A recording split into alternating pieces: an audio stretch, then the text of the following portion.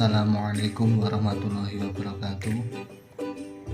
Kami dari kelompok 7 yang beranggotakan saya sendiri, Aziz Yabudin, dan Mbak Jesiana dan Eka Nurmalia Dewi. Kami akan mempresentasikan makalah kami yang berjudul Teori SMCR David Caberlo.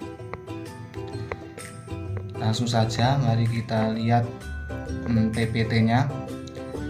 Langsung menuju yang poin A, pengertian dari teori SMCR David Caberlo. Biasanya David Caberlo itu. Langsung kita baca dan kita semak dulu. Pada tahun 1940, David Caberlo mengembangkan sebuah model baru dalam bukunya The Process of Communication. Model Caberlo ini dirumuskan dari sebuah model komunikasi linear yang merupakan pengembangan dari model komunikasi SMCR. Ini bahasa Inggrisnya dibaca sendiri karena saya susah. SMCR, Source, Message, Channel, dan Receiver. Pokoknya ya dibaca sendiri bisa itu. Caberlo ini penemunya ini namanya David Caberlo, makanya dinamakan Caberlo.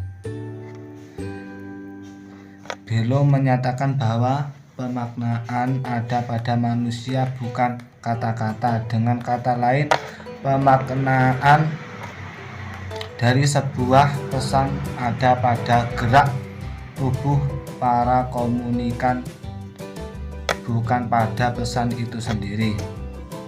Model komunikasi Caberlo ini berbeda dengan model-model lainnya. Caberlo adalah yang pertama yang menempatkan panca indera sebagai sebagian dari komunikasi. Model komunikasi Caberlo ini sering digunakan sebagai acuan umum proses komunikasi bermedia. Selanjutnya akan dijelaskan teman saya. Melanjutkan presentasi dari teman saya mengenai komponen-komponen teori SMCR David Caberlo. Yang pertama, source sumber adalah seseorang yang memberikan pesan atau dalam komunikasi dapat disebut sebagai biasanya melibatkan individu. Namun dalam hal ini sumber ini melibatkan banyak individu. Misalnya dalam penelitian ini, organisasi perusahaan bisa menjadi sumber, juga sering dikatakan sebagai source, sender atau ecounder. Yang kedua, message atau pesan. Pesan adalah isi dari komunikasi yang memiliki nilai dan disampaikan oleh seseorang komunikator. Pesan bersifat menghibur, informatif, edukatif, persuasif, dan juga bisa bersifat propaganda. Pesan disampaikan melalui dua cara, yaitu verbal dan non-verbal. Yang ketiga, channel atau media dan saluran komunikasi. Terdiri atas tiga bagian. Bagian lisan tertulis. Yang pertama, elektronik media di sini adalah sebuah alat untuk mengirimkan pesan tersebut, misal secara personal, komunikasi interpersonal. Maka media komunikasi yang digunakan adalah panca indera atau bisa memakai indera telepon, telegram, handphone, di mana media bersifat pribadi. Yang keempat, receiver atau penerima pesan. Penerima adalah orang yang mendapatkan pesan dari komunikator melalui media. Penerima adalah elemen yang penting dalam menjalankan sebuah proses komunikasi, karena penerimaan didasarkan dari komunikasi tersebut. Penerimaan dapat juga disebut sebagai publik, khalayak, masyarakat, dan sebagainya. Kembali dengan saya lagi, kita membahas kelebihan dan kekurangannya. kelebihan dari Carbelo, yang pertama adalah tidak terbatas pada komunikasi publik atau komunikasi massa, namun juga komunikasi antar pribadi dan berbagai bentuk komunikasi tertulis. Yang kedua, bersifat heuristik, di mana model ini merangsang penelitian karena mencinci pada unsur-unsur penting dalam proses komunikasi. Itu kelebihan Carbelo tersebut. Dan kekurangannya adalah yang pertama, menyajikan komunikasi sebagai fenomena yang statistik dibandingkan fenomena yang dinamis dari terus berubah. Yang kedua, umpan balik atau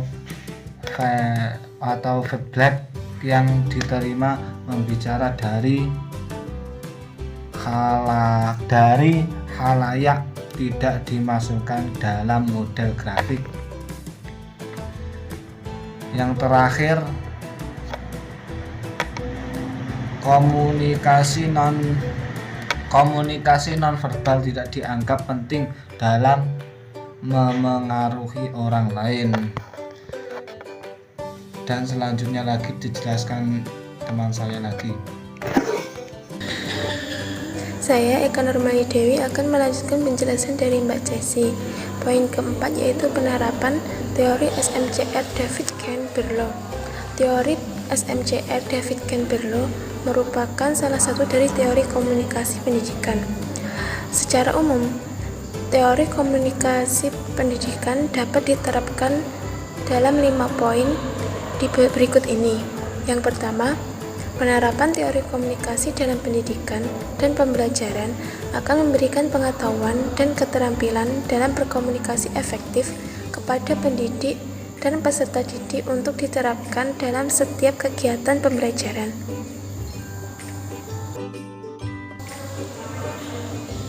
Poin kedua, penerapan teori komunikasi dalam pendidikan dan pembelajaran akan menjadi alat analisis masalah dan solusi terhadap berbagai masalah dalam pembelajaran. Permasalahan pembelajaran sangat kompleks seperti motivasi dan minat peserta didik rendah, kekerasan di dalam kelas oleh guru, kekerasan terhadap guru oleh siswa dan orang tua siswa, hasil belajar peserta didik yang rendah, dan lain sebagainya. Poin yang ketiga yaitu penerapan teori komunikasi dalam pendidikan dan pembelajaran akan turut mengembangkan atribut-atribut soft skill di kalangan peserta didik dan pendidik. Sehubung dengan penerapan kurikulum 2013 di Indonesia yang dicirikan dengan pendekatan saintifik dengan pola 5M, yaitu mengamati, menanya, mengumpulkan informasi atau mencoba, mengasosiasi, dan mengomunikasikan, yaitu dengan memperlihatkan bahwa sebagian besar kecintaan pembelajaran berhubungan langsung dengan komunikasi. Selanjutnya, poin yang keempat, penerapan teori komunikasi dalam pendidikan dan pembelajaran akan menjadi pendukung terciptanya nilai-nilai, karakter, dan membina hubungan yang baik. Komunikasi yang efektif, ekspresif, dan respektif yang diperagakan guru dalam pembelajaran akan menginspirasi peserta didik.